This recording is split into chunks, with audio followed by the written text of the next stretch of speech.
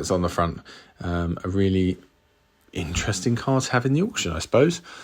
I'm a big fan of an SLS. I think it's Mercedes' best modern design. It is an absolutely beautiful thing. Another car I would love to own, which is going to skip through this little section into the other section upstairs. So this isn't the Lotus Esprit GT3, but it is another Lotus Esprit. I think it was the Earls Court Motor Show car when it was new. Another lovely thing. Looked great, sat under the lights. I've never owned an Esprit, never driven an Esprit, but I certainly have that hankering to. Who wouldn't want one? There's two Gallardos in this auction, one coupe, one roadster, or Spider, whichever you prefer. Both are automatic cars, or automated manuals, I think they are.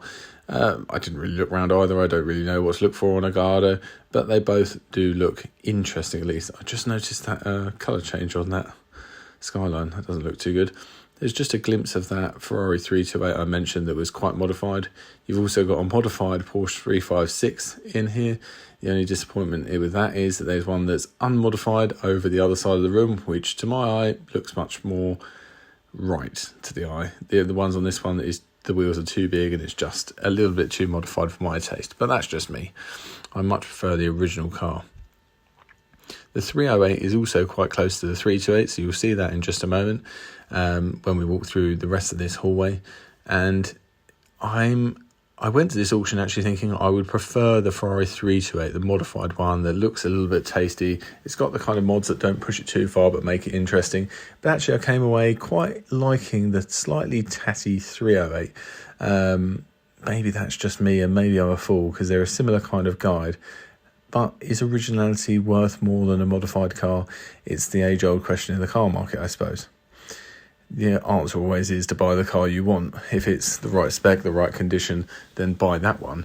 History is definitely worth something, and if that's your thing, then absolutely you should buy that. But also, it's nice to enjoy a modified car like this one.